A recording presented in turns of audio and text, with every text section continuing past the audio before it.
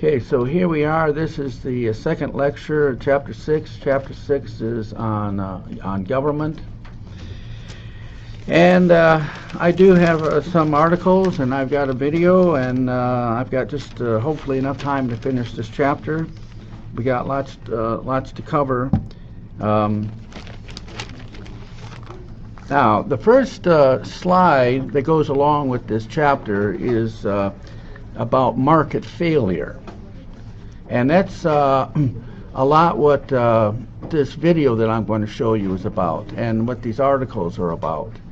The point here is not so much in do we have a market-based economy, a free market economy, or do we have an economy that is centrally controlled. That's too of a simplistic way of looking at this thing, okay? Because it's not a matter of one or the other. But the point that I'm Dimitri. The point that I'm making here is that, and the point that this video makes is that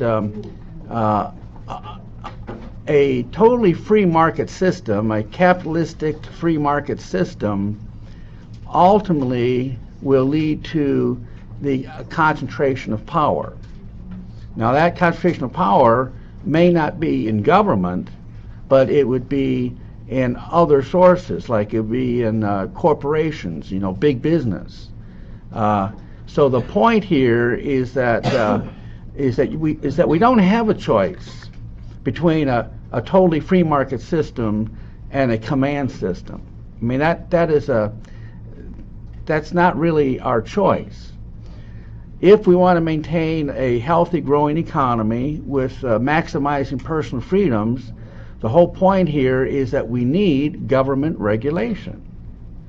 But there's government regulations, and there are government regulations. Okay, there are ways that government can regulate that would protect business and would minimize our personal freedoms, and there are other regulations that would counter the power of big business and protect our freedom.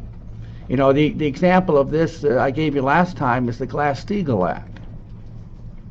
The Glass-Steagall Act, as you recall, was an act passed in 1932, and it separated commercial banks from investment banks, so that those that dealt with investment banks were not regulated by government, but those commercial banks that took on depositors' money, those banks were regulated by government. So that was a government regulation that was designed to protect the average person, okay, or to it helped enhance our personal freedom. So that was a good regulation. But it was a good regulation also because it allowed investment banks to deal with wealthy people without any form of regulation. And so there was an avenue here for wealthy people to do what they do. And if they lost a bunch of money, well, so what? Because it's their money. This is different than a commercial bank losing depositors' money, because that's not their money. But then in the year 2000, the Congress repealed the Glass-Steagall Act.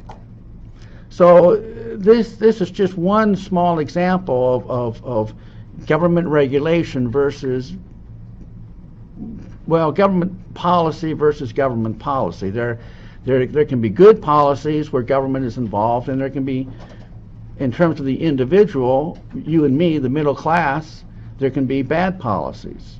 And so we have to know the difference between the two. And along those lines, I have a couple articles here. One is from today's Wall Street Journal, and it says, "Chipping away at the IRS Stonewall, Internal Revenue Service." So here's another important point. When we talk about government, you can't look at government as being a single entity, because the government is made up of many different entities. There are many different departments. Like the IRS is a department of the U.S. government, okay? And what can happen here is that when you have different departments, each department can assume a certain amount of power onto itself.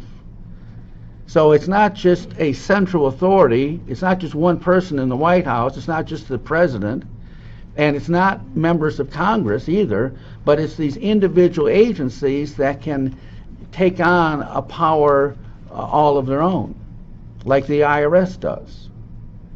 See, the IRS is almost has almost absolute power. It says here,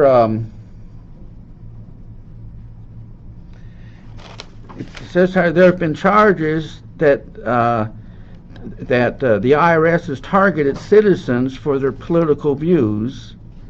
You know, that's happened just recently. If you were of a different political view than those running the IRS, then the IRS has used their power to come against people who had simply differing opinions than they did. Now that's power. Y'all with me on this? I mean, it's power that is misused, and that's what this IRS is. This article is all about. And another agency that's really not part of government, but a lot of people think it is the Federal Reserve, our central bank. And this article says the bank that makes its own rules. This again is from the Wall Street Journal. And the Federal Reserve is a power unto itself. That in fact the president or Congress has very little, if any, authority over the Federal Reserve. And the Federal Reserve is a privately owned corporation. Okay, it's not a part of the government. And we talked. I'm not going to get in a big discussion of the Federal Reserve. We talked about it, in the past. But I want you to catch the bigger picture. The bigger picture is that when you talk about too much government power, you can't just look at the president or Congress, but you have to look at all these different departments within the government that has power onto themselves. Okay, well, that's exactly what this video is about. It's about 8 minutes here, and again, it's the same person as we listened to last time, Paul Craig Roberts, and he is talking about this very thing, about what kind of society do we live in? Because the kind of society we really live in may be different than your perception of what you think it is. It may not be what you think it is. Well, Stephan, I think what I better do, the way you set it up, is to point out what it means in the title, Failure of Laissez-faire Capitalism, because it's easy to show this. Oh, by the way, something I forgot to do, but there's some terms that he uses in here. He's talking about a book that he's written called The Failure of Laissez-faire Capitalism. And that's really the point. The failure of laissez-faire capitalism is that if we did have a free market system without government constraint, then that would lead to the concentration of power, most likely corporate power. All right. Some terms I meant to go over. Laissez-faire may be a new term to you. Laissez-faire is a French term that means leave alone or allow them to do. It means that it's the idea that we should have a free market system without any government interference. Okay, that would be strictly a laissez-faire situation. Another term that he's used here is quantitative easing. Now, y'all know what quantitative easing is now, right? I mean, we've talked about that a lot in the past. Quantitative easing is when the Federal Reserve creates money to buy bonds. Most of them may be government bonds, but they may be other, type of corporate bonds as well. But quantitative easing involves the creation of new money. That's the key behind quantitative easing. He also talks about the futures market.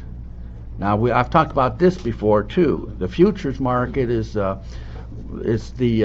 farmer, for example, who plants his corn in the spring but won't harvest the corn till the fall. So what does the farmer do? Well, he sells his corn in the spring before, when he's actually planting the corn, but he sells that corn to someone else at a certain price. That's called the target price. So that in the fall, the buyer will buy the corn at the agreed upon price. That's called the futures market. Okay? I've said in the past, in that situation, sometime the farmer wins and sometime he loses. Depends on what the market price of corn is in the fall. But farmers do it not so much in winning or losing, but giving more certainty to their situation. That at least they know for sure what they're going to be able to sell their corn for, and not be subject to the whims of the ups and downs of the market. That's the futures market. Free trade is the term used. Well, that's pretty obvious. Free trade is the idea that nations should trade amongst one another without any restrictions. And we have a whole chapter coming up here on just trade. So we talk a lot about when we should restrict trade and maybe when we should not. It's a whole subject. And I've already talked about deregulation. He talks a lot about deregulation. You see, what happened leading up to the financial collapse of 2007, like in later 1990s and early 2000s, we went through a period of deregulation where government was involved, say like with the Glass-Steagall Act. With the Glass-Steagall Act, that was regulation. The government regulated commercial banks. Well, what happened in 2000? Well, deregulation took place where the Congress said, well, we're not going to regulate commercial banks. See, that's called deregulation.